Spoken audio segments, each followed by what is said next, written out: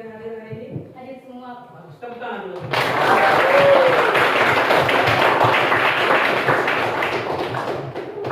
Iya, luar biasa. Meskipun sekarang lagi musim hujan, panas terik matahari sangat mencekam, tetapi tidak menyurutkan semangat kalian untuk datang ke sekolah. Tadi bagaimana makanannya? Enak? Enak.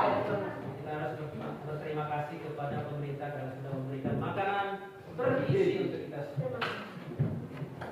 Baik, sebelum kita memulai pembelajaran hari ini, saya minta satu orang untuk pimpin kita dalam doa. Satu orang. Biar, ya silakan pimpin kita dalam doa. Silakan pimpin.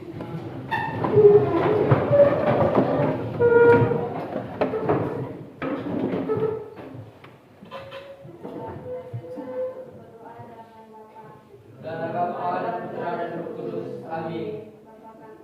Jangan ada juga yang jahat, amin.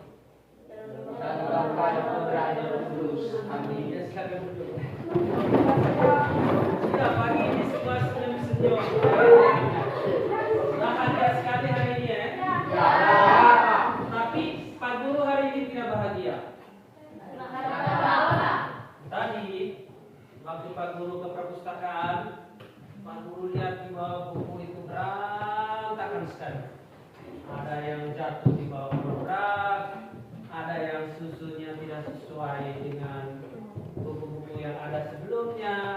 Buku kelas 7 berada di buku kelas 9, buku kelas 8 berada di buku kelas 7. Makanya Pak Guru pusing. Ketika saya berusaha mau cari buku kelas 9 tadi mau masuk ke sini, saya kewalahan. Kira-kira adik-adik semua bisa bantu tidak? Bagaimana caranya supaya ketika keadaan buku di sana sudah berantakan, itu atur kembali bagaimana caranya supaya mudah dikenali buku-bukunya. Siapa yang bisa punya ide atau pemikiran bahwa ketika kita masuk lagi di sana dan menyusun buku tersebut, siapa saja yang mengambil buku tersebut atau mengakses ke perpustakaan nanti gampang. Kira-kira mungkin ada yang punya ide, cara, syarat. Iya, silakan. Susun buku sesuai dengan jenisnya. Susun buku sesuai dengan jenisnya, ya. Jenisnya di sini maksudnya kalau buku mata pelajaran di buku mata pelajaran, gitu. Ya. Kalau buku referensi di buku referensi, di buku pengayaan di buku pengayaan. Oke, kalau gitu yang lain. Saya Pak. Ya, Menyusunnya sesuai kelas. menyusunnya sesuai kelas. Terus tepuk tangan dulu.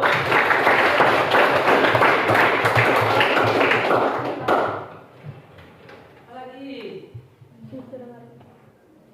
Berdasarkan Hah? Warna buku.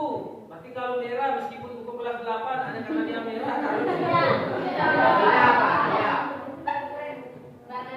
Berdasarkan gambar. Kalau bukunya yang gambarnya sama taruh di satu tempat. Kalau bukunya tidak sama taruh di tempat lain, gitu. Ya. Oke. Lalu apa? Mungkin buku tipis dan tebal mungkin dipisahkan. Tapi kalau buku kelas 7-nya tipis, gabung dengan buku kelas 8 yang tipis, gitu. Tidak, tidak mengkategorikan seperti itu. Lalu apa?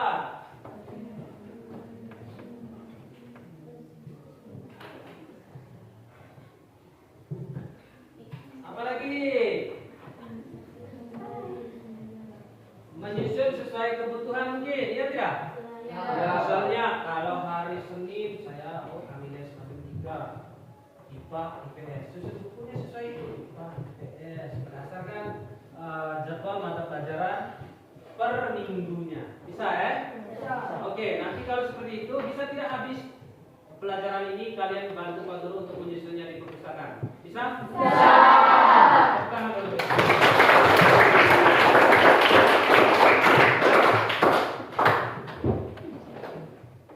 Itu tadi semua proses yang bisa kita lakukan namanya pemikiran komputasional. Jadi kita menyusun sesuatu itu berdasarkan tingkatan-tingkatan, jenis-jenis, lalu memulainya, membuang sesuatu yang tidak penting, lalu kita susun sesuatu yang menjadi penting, menjadi menjadi prioritas, maka segala sesuatu akan mudah kita pahami, mudah kita terima. Nah, hari ini Pak Guru akan memberikan materi kita tentang coding dan AI tanpa komputer, seperti yang ada di atas. Coding dan AI tanpa komputer. Iya.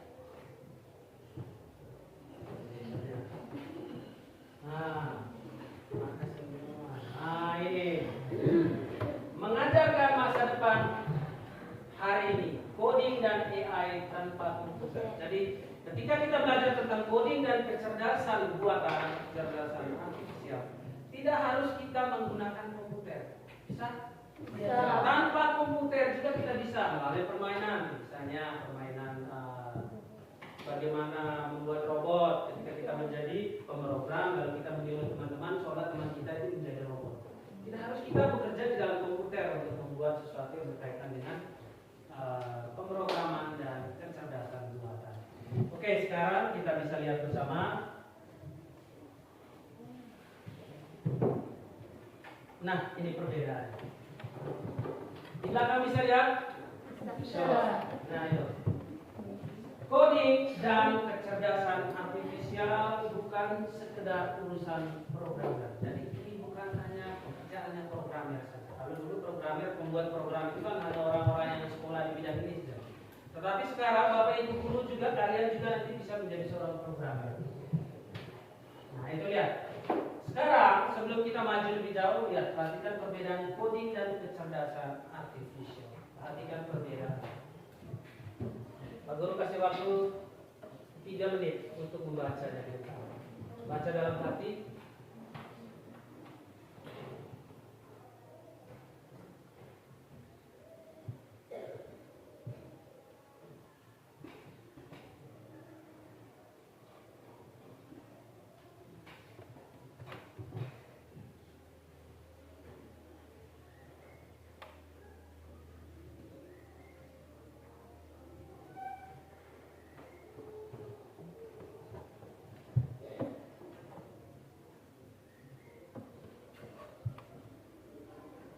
Sudah?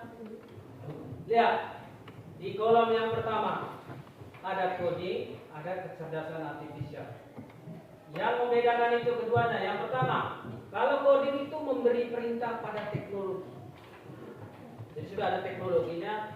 Jika kita masuk dalam coding, dalam codingan, dia akan memberi perintah pada teknologi.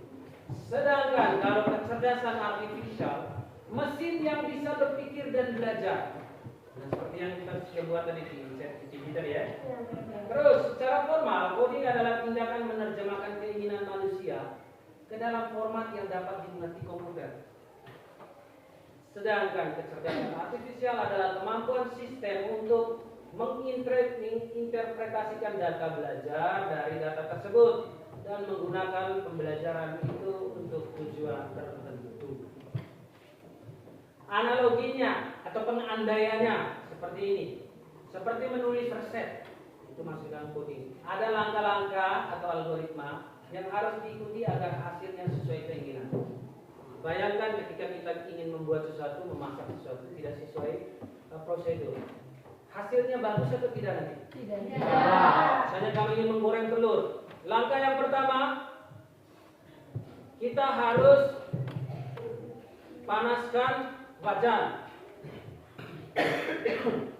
Langkah yang kedua misalnya, pecahkan telur lalu masukkan ke dalam kuali. Langkah yang ketiga, masukkan minyak. Pas tidak di langkahnya? Tidak. Hasilnya nanti bagaimana dengan telur goreng?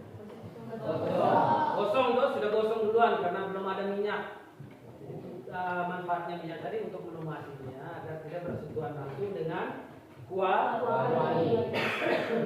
Ya, analoginya seperti itu.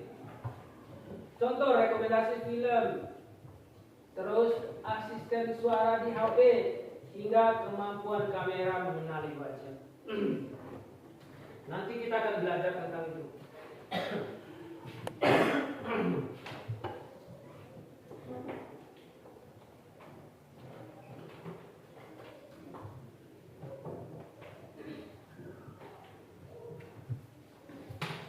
Ya.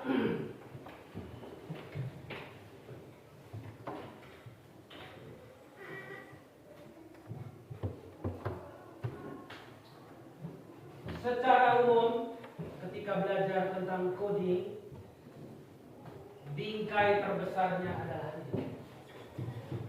Coba baca sama-sama. Berpikir komputasional. Dalam kurung apa? Computational thinking. Sama-sama. Computational thinking. Komputasional thinking. Atau berpikir Komputasional. Iya. Ketika berbicara tentang berpikir komputasional ada tujuannya. Yang pertama, nanti kita di sini akan menjelaskan pengertian berpikir komputasional itu seperti apa, mengidentifikasi tahapan berpikir komputasional dalam menyelesaikan masalah, menerapkan langkah-langkah berpikir komputasional dalam situasi sehari-hari maupun aktivitas coding sederhana. Iya, kita masuk ke berikut pengertian. Coba dibaca sama-sama pengertian komputasional, berpikir komputasional. 1, 2, 3. Berpikir komputasional adalah cara berpikir untuk memecahkan masalah dengan pendekatan sistematis dan logis, seolah-olah masalah tersebut akan diselesaikan oleh komputer. Setidaknya berpikir seperti komputer, tetapi dilakukan oleh manusia. Berpikir seperti komputer. Berpikir seperti komputer, tetapi dilakukan oleh kalian. Nah, makanya dalam setiap pembelajaran nanti, ketika kamu mau belajar tentang rumus, ketika kamu mau belajar tentang misalnya menghafal nama-nama Latin dari sebuah tanaman atau hewan tertentu yang sulit tentunya loh, maka kamu bisa berpikir seperti ini, seperti komputer. Komputer itu kan tidak pernah melakukan kesalahan. Dia itu salah ketika kita salah menginstruksi, memberi perintah padanya, maka dia akan salah. Tetapi selama perintah yang diberikan itu benar, maka tidak akan pernah salah. Nah, materi coding itu sendiri dan kecerdasan artifisial itu mengarahkan kami, Bapak Ibu, untuk memampukan kalian berpikir secara apa? Komputasional. Seolah-olah kalian ini adalah sebuah Komputer. kalian manusia, ya manusia. Kalau komputer nanti kan kami tidak bukan begitu maksudnya. Otak kalian itu kami bentuk bahwa seperti apa cara berpikirnya ketika kami menghadapi persoalan.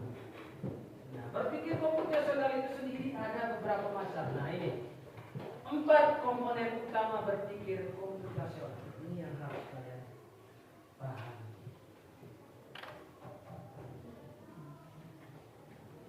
Yang pertama ada decomposition atau yang disebut apa di dalam? Pemecahan masalah. Pemecahan masalah. Jadi ada 4 komponen utama. Ketika kamu mau berpikir seperti komputer itu ada 4. Yang pertama apa? Decomposition. Decomposition. Coba sama-sama. Decomposition. Atau pemecahan masalah. Lihat. Memecah masalah besar menjadi bagian-bagian kecil agar lebih mudah diselesaikan.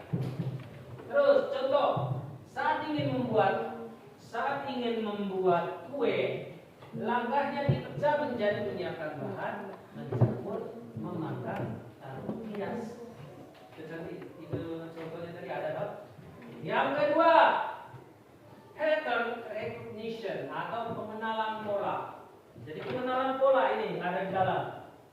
Mengenali pola, kemiripan atau perbedaan dari sebuah permasalahan. Nah, seperti tadi contoh kamu mau susun buku tadi toh. Harus polanya bagaimana? Apakah mungkin berdasarkan kelas, berdasarkan tebal tipisnya, nama pengarangnya, warnanya mungkin Itu. Yang berikut contohnya, saat saya mencari rute ke sekolah, yang terpenting adalah arah jalan, bukan warna bangunan di sekitar. Ya. Saat mencari rute sekolah, yang terpenting adalah arah jalan, bukan warna bangunan di sekitar. Jadi ini pemecatan bagian atas. Dalam soal matematika, pola deret bilangan 2, 4, 6, 8 menunjukkan kelipatan 2. Mengenali pola pemiripan atau perbedaan dari sebuah permasalahan. Contohnya saat kamu belajar tentang deret angka Dalam soal matematika, pola deret bilangan 2, 4, 6, 8 menunjukkan kelipatan 2. Kalau di sini saya bilang 2, 8, 16 berarti kelipatan berapa itu? 4. Ya, dikalikan 4. Itu sama dengan mengenali pola. Yang berikut, abstraction atau abstraksi. Memilih informasi yang penting dan mengabaikan hal yang tidak relevan. Nah, ketika kamu menyusun buku di perpustakaan tadi, kamu mengabaikan hal yang tidak relevan. Misalnya di situ mungkin ada sapu yang tidak rapi. Tugas kalian bukan untuk merapikan sapu tersebut tapi merapikan buku-buku yang berserakan. Makanya sesuatu yang tidak perlu dibuat saat itu tidak perlu dibuat.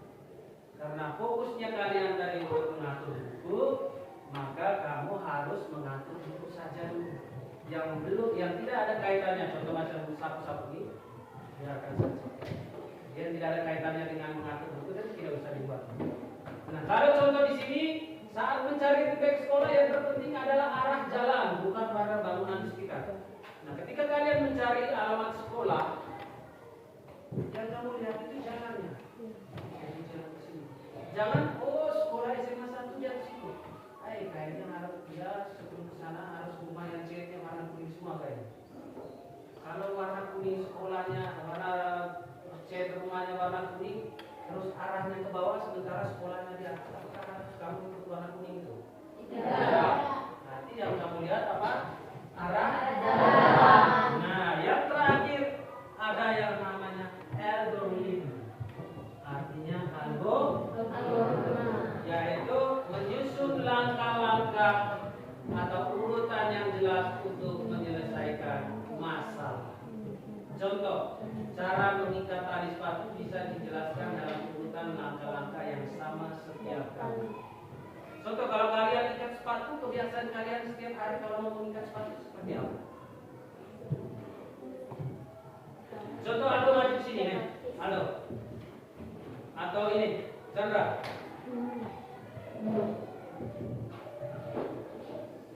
Cepat. Kalau misalnya kamu buka tali sepatumu lepas. Kebiasaannya kamu kalau untuk mengikat sepatu setiap hari bagaimana? Coba buka. Iya. Pertama ya. Mengikat hidup.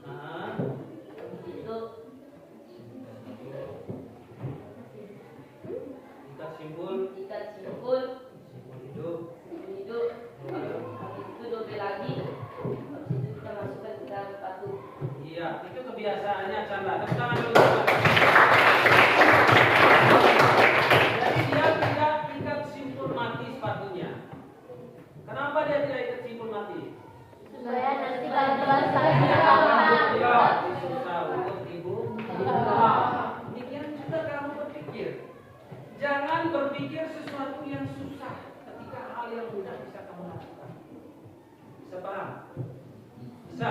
Bisa. Ketika kamu menyusun buku tadi, hal yang sulit untuk, yang sukar untuk kamu lakukan apa saja misalnya untuk menyusun buku? Misalnya apa? Misalnya bagaimana? Kesulitan atau hal yang sulit di perpustakaan yang sebenarnya sulit dilakukan, tetapi itu mudah kamu lakukan. Tentunya bagaimana? Jangan menyusun buku satu-satu toh. Ya tidak? Ya, Pak. Tinggal disusun di meja dulu setinggi ini, baru diangkat satu kali. Oh, ya tidak? Ya. Kalau satu-satu ini kan lama toh. Ya, Pak. Ya tidak? Ya. Nah, terus apa lagi? Nah,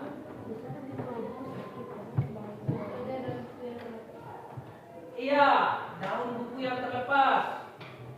Jangan saat itu juga kamu pergi cari lem apa segala macam ini. Tinggal rapikan saja dulu karena apa?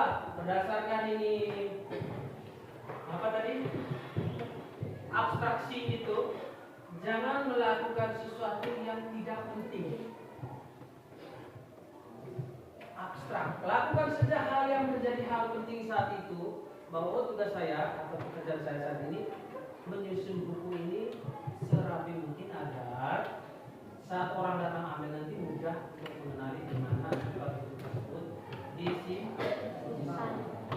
Tentang dia rusak atau tidak itu belakangan.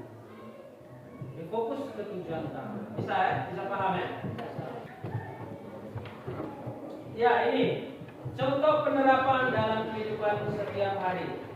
Kalau di composition tadi, jadi dia membagi persoalan yang paling besar ke persoalan yang paling kecil tadi, ya tidak?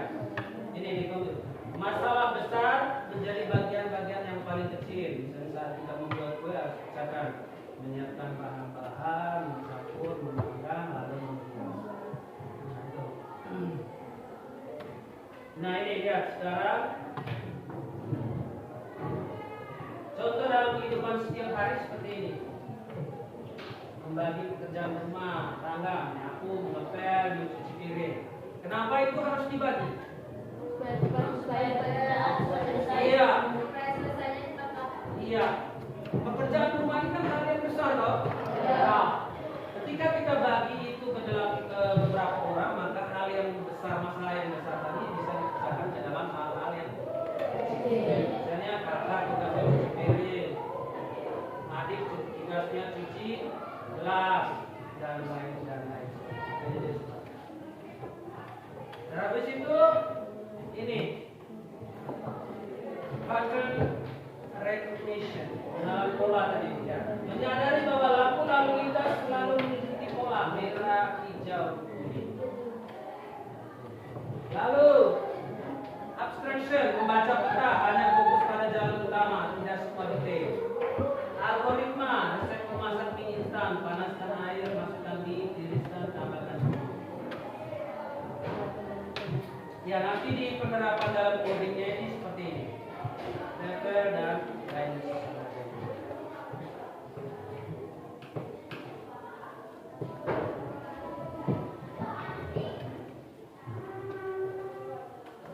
Oke, sekarang kalian silakan masuk di dalam kelompok. Ini kelompok 1, ini kelompok 2, ini kelompok 3. Oke, bisa ya? Ada pemecahan masalah ini.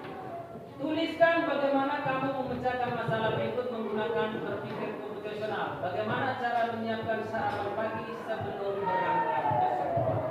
Silakan masuk dalam kelompok ini. Ya, putar. Ini, putar.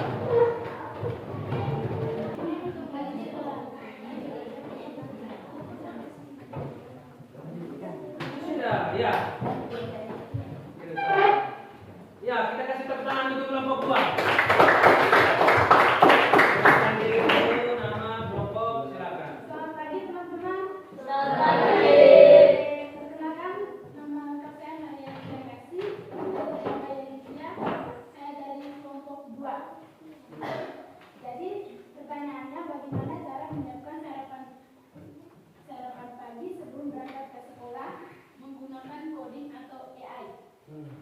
Untuk menyiapkan sarapan pagi ke sekolah, untuk menyiapkannya bagi ke dalam langkah kecil seperti memasak nasi lebih dulu dibandingkan lauk. Setelah itu sediakan kotak untuk kita kotak bekal. Setelah itu lakukan kegiatan tersebut agar lebih mudah untuk menyiapkan sarapan pagi agar tidak menyita waktu. Iya. Memasak nasi harus lebih dulu karena itu lama daripada memasak lauk. Jangan menghilangkan sesuatu seperti mengukur takarannya. Tidak penting, itu tidak penting untuk tidak menyita waktu. Susun langkah berurutan seperti memasak nasi duluan dibandingkan menyiapkan lauknya. Iya, bagus. Itu saja. Bagus, tepuk tangan dulu untuk kelompok 2. Mereka tadi memasak dulu, setelah itu baru mereka menggoreng lauk atau menyiapkan lauk, lalu menyiapkan sarapan tersebut atau memasukkan sarapan tersebut ke dalam kotak makanan. Nah, lalu tadi yang di abstraction, informasi mana yang penting untuk sarapan? Mereka lebih fokus ke cara memasaknya. Sementara apa tadi, jenis apa tadi yang tidak penting tadi apa? Mengukur takaran itu tidak perlu mereka informasikan karena tentu itu lebih fokusnya menyiapkan makanannya ke dalam makanan yang sudah jadi ke dalam tempat atau kotak makanan. Ya, bagus, tepuk tangan sekali lagi untuk Mohon. Silakan dia masuk.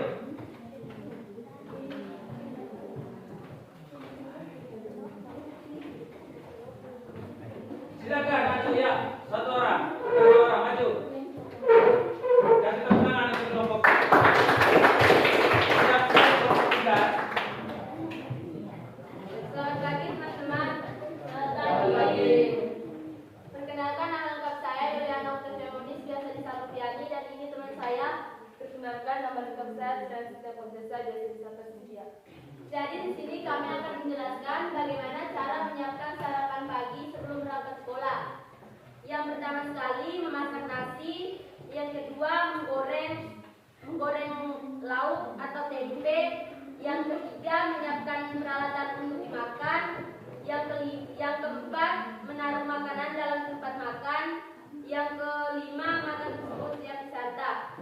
Ya, berarti itu dari dekomposisinya. Ya, Pak. Memasak, menggoreng lauk atau memasak lauk, habis itu apa? Menyiapkan tempat bekal, lalu menyimpan bekal tersebut di dalam tempat bekal. Itu dekomposisinya.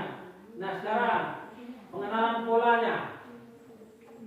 Apa kegiatan yang sering berulang ketika kamu mau menyiapkan ini bekal ini? Yaitu menyiapkan bekal setiap hari. Iya, itu sama pasti ya. Jadi menyiapkan bekal, entah itu dia bekal apapun, pasti kegiatannya menyiapkan bekal. Mau dia makan pisang, mau dia makan ubi, nasi, kegiatannya yaitu menyiapkan bekal. Yang ketiga, abstraction, informasi mana yang penting untuk sarapan, yang tidak penting apa kira-kira menurut kalian? Tidak penting itu contohnya tidak membersihkan tempat bekal setelah kita menggunakan. Iya, habis itu apa lagi? Bagus. Yang lebih penting contohnya Jenis beras yang dimakan hari itu perlu kamu sampaikan saat menyiapkan bekal? tidak. Iya, tidak perlu karena itu tidak terlalu penting ya. Nah, yang sekarang yang terakhir, langkah-langkah. Yaitu memasak, menggoreng, menyiapkan dan menyusun. Bagus. Tepuk tangan dulu.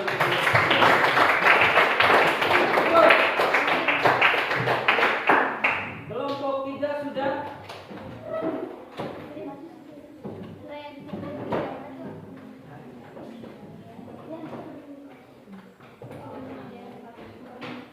Kelompok 3 sama mungkin dengan kelompok 1 2. Sama, oke. Nah, sekarang tibalah saatnya kita di bagian kesimpulan. Sebelum kita mengakhiri pembelajaran hari ini, Pak Guru mau tanya.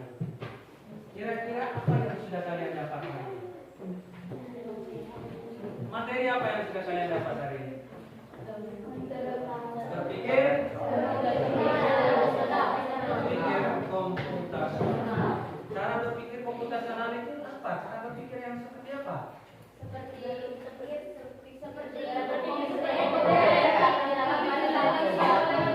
Ya, satu orang. Ya, Dani.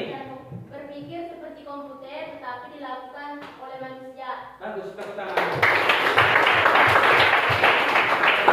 Berpikir seperti komputer tetapi dilakukan oleh manusia. Nah, kalau belajar tentang berpikir komputasional itu ada 4 komponen utama. Kira-kira apa saja tadi 4 komponen utama dalam berpikir komputasional? Yang pertama apa tadi? Pecahan masalah yang besar diurutkan atau dipilah-pilah menjadi masalah yang kecil. Apa lagi? Pengenalan pola. Apa yang berikut? Yang terakhir? Mampu tidak? Pertanyaan yang terakhir, Pak Guru. Pertanyaan refleksi. Mampu tidak kalian berpikir seperti komputer? Mampu. Nah, bagaimana cara kalian mampu untuk berpikir seperti komputer? Belajar. Lakukan 4 langkah ini. Terapkan 4 langkah ini. Bisa ya? pelajari, tidak boleh kamu terapkan. Yang di luar dari ini tidak, terutama hal yang penting saja yang kalian pelajari, yang tidak penting tidak usah. Bisa? Bisa. Oke.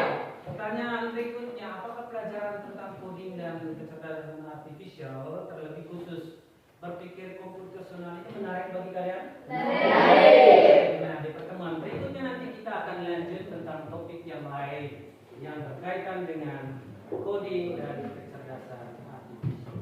Mari kita tepuk tangan dulu untuk dia.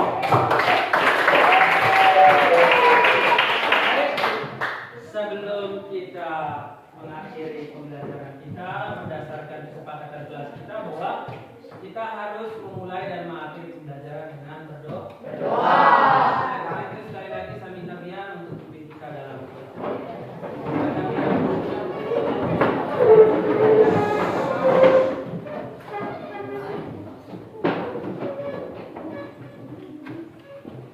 silakan ya. Dan Bapa, Putra dan Roh Kudus. Amin. Engkau yang sudah firman Tuhan untuk mengatur perkembangan dunia dan kami. Dan Bapa, Putra dan Roh Kudus. Amin. Silakan duduk. Silakan duduk. Oke. Dan dengan demikian berakhir sudah rangkaian pembelajaran pembelajaran kita hari ini. Silakan kita pulang. Semoga kalian selamat sampai di rumah. Sampai ketemu lagi besok.